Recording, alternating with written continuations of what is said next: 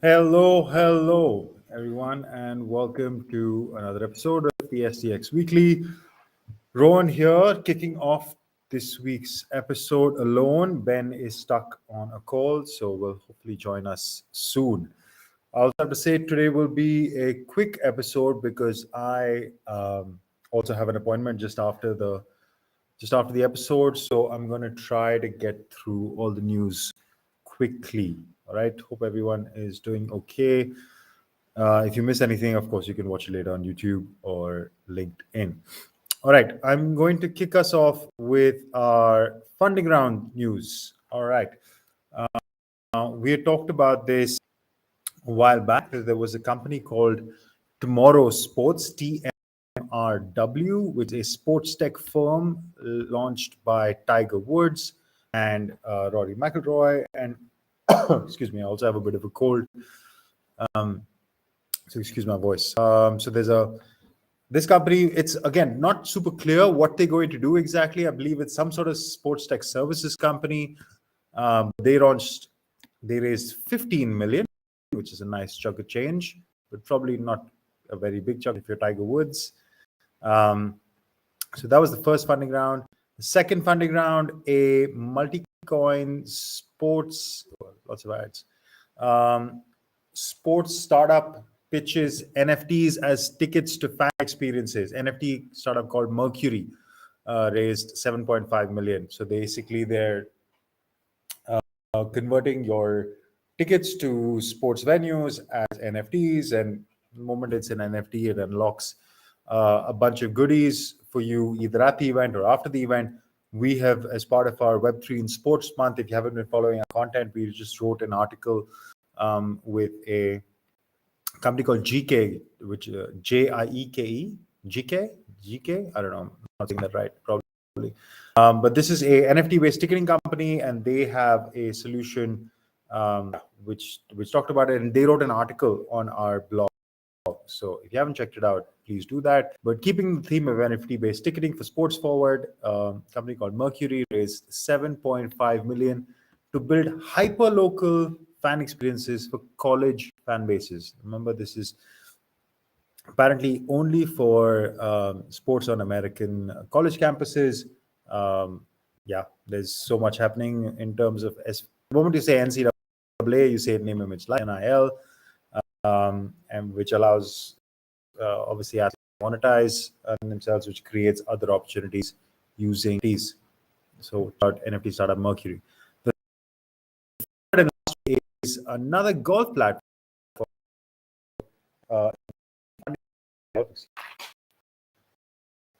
Oh, a bit difficult. Right. So plus VR platform adds as also ready and are leading investors. So what is this example? It's a virtual reality game where you can play using your VR glasses, play on famous golf courses like Kiawah Island, Valhalla, Wolf Creek, and they have, I didn't say that, but shots have been used on the golf platform. So there's one person, this club a hell of a lot of times to add to the numbers, but there actually are a lot of users. Yeah, but another company that has raised I mentioned that already. I think is there in the caption. I saw it in another article. Maybe this one doesn't say it, but yeah, Forbes doesn't mention the amount, but it is $6 million number disclosed in a few other places.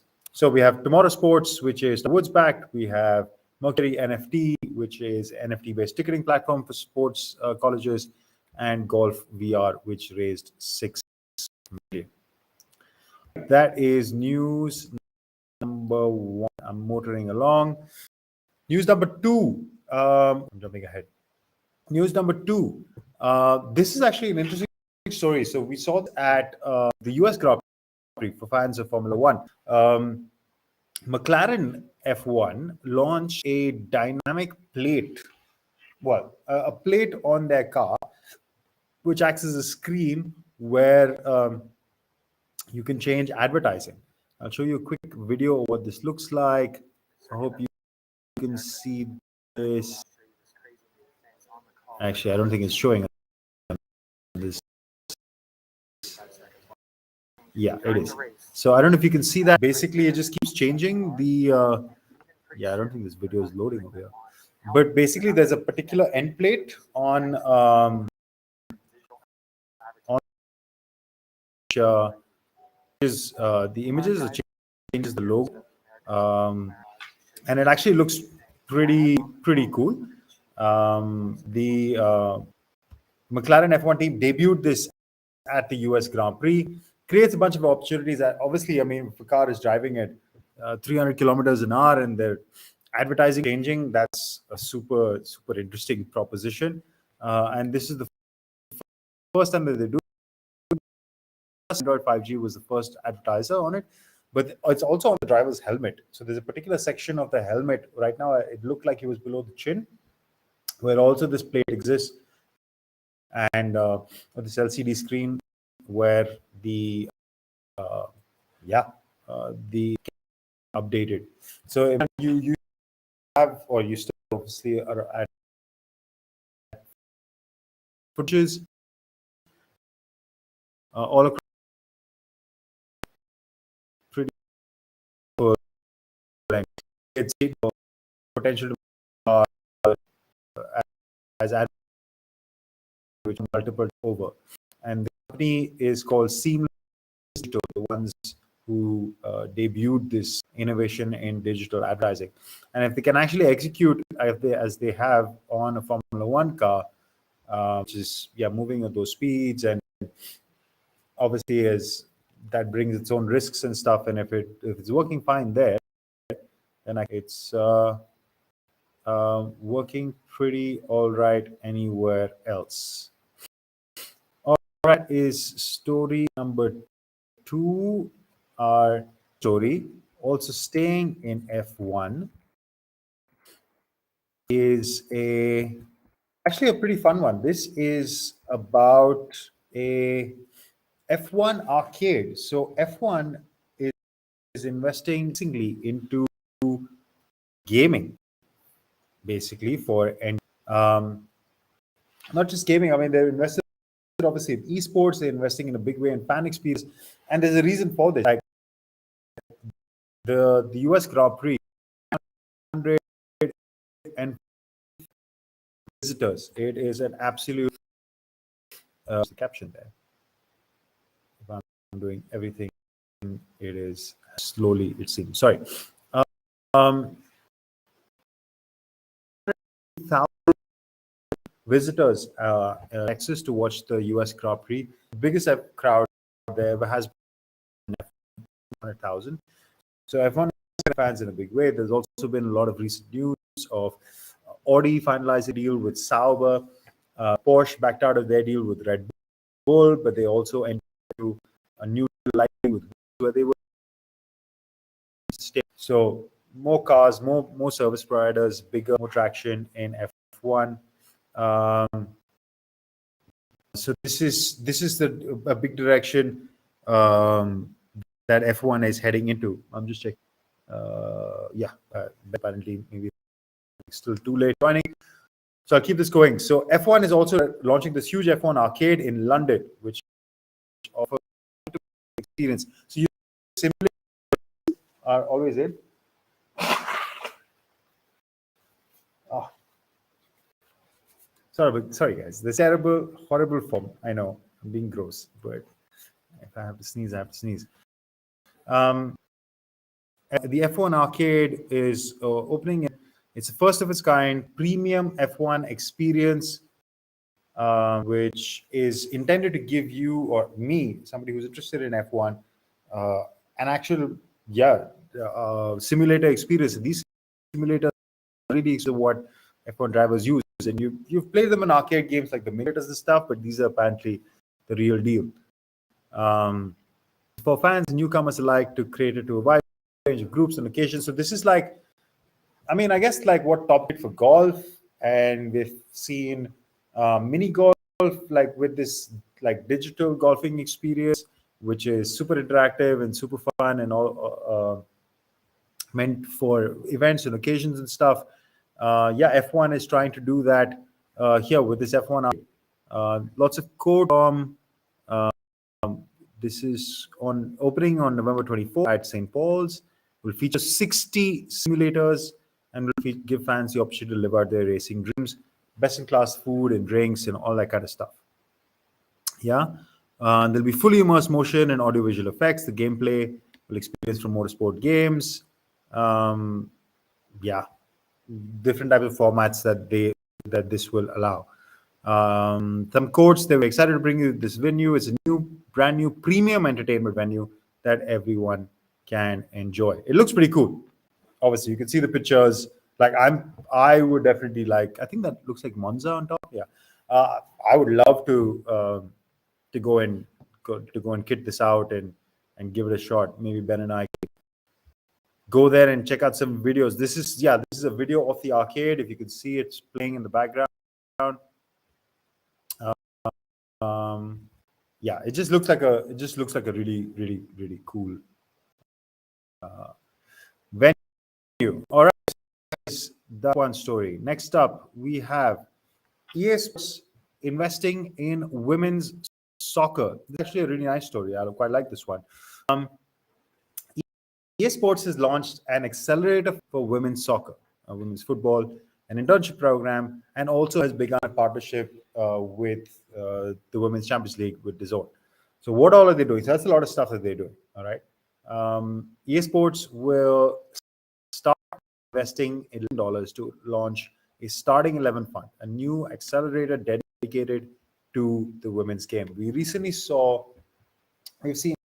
Nike invest a lot in women's sports. We saw Adidas launch an accelerator for women's sports. This is another big announcement. Very much welcome. The starting 11 fund will for women's leagues, clubs, athletes, and new experiences. And they will also begin an internship program. It means exactly, but it's an internship program, I guess, to invite more women into football. And they will also partner with DAZN for its UEFA Champions League coverage and become a global broadcast partner. So they're like going to be a sponsor for DAZN for the Women's Champions League. They'll also bring the Women's Champions League into the new FIFA 23 game, and also will be part of their coverage on their YouTube channel. They also recently, for FIFA 23, was the first time that they had a woman on the cover, Sam Kerr from Chelsea, the striker, who was on the cover of FIFA 23. And I guess this is just more evidence of their support for women's sports in general, which is super welcome. All right, guys, motoring right on. I'm going to try to finish this episode in the next 5 minutes or so. And this is an interesting story. Our top story for is Apple is apparently interested in birds. Yeah. Apple will launch health insurance in 2020.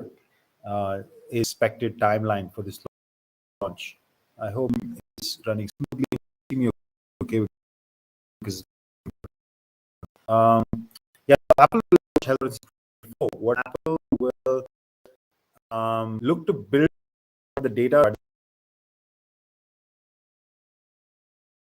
A rumor, by the way. This is not a confirmation, but this has been coming a while. We've talked about Apple, Apple Health, and Apple and Amazon. By the way, both of these tech giants looking to launch these big health superstores where they can leverage especially their devices, their wearables. The Apple Health, the Apple Watch is of course the center or the most popular smartwatch there is. It continues to be. And Amazon, of course, was rumored they launched Halo, but they withdrew it and they changed the device. They were also talking about their smartwatch. Facebook has been talking about this, and a lot of this has to do with being the center of data gathering about an individual. Yeah, how do you know more about yourself, your own, what's happening within your body? And they want to enter the health insurance market because I think they believe that they can become a financial services provider on the back of the data that they're collecting from your Fitwitch. Google obviously with Fitwitch. So there are a lot of players here, and I can imagine these tech giants easily getting into health insurance. So they're becoming the center of health for consumers and doctors. If they're able to diagnose or basically catch certain early problems relating to your heart, because your heart rate is definitely gathered, relating to your diet, for example, if you're giving them sweat data, um, lactate levels, glucose levels, like different kind of information that these devices are able to capture now. So based on this information, they become the center of health and also give you recommendations to move to doctors. Obviously, connecting with your fitness apps, this is where it starts from. So it starts on the device, then it goes to your fitness apps, Apple Fitness Plus, which they launched last year, is now available on every. I think it's for free on most iPhone, every iPhone, except they're trying to bring all these fitness and health related products directly to their consumers, and they eventually want to gamify health insurance. Yeah, this is not, the article says that selling more smartwatches and boosting services revenue. That's the other thing. Apple wants, and I think Forbes does a better job of covering that part. Apple does a body temperature. They want to leverage that and monitor other conditions, diabetes, for example. How they will convert this is they will actually convert it, how they'll monetize this rather, they'll convert it into revenue for services that they provide. So they could help you get in touch with your doctor, get in touch with your fitness service, get in touch within the health ecosystem. And this services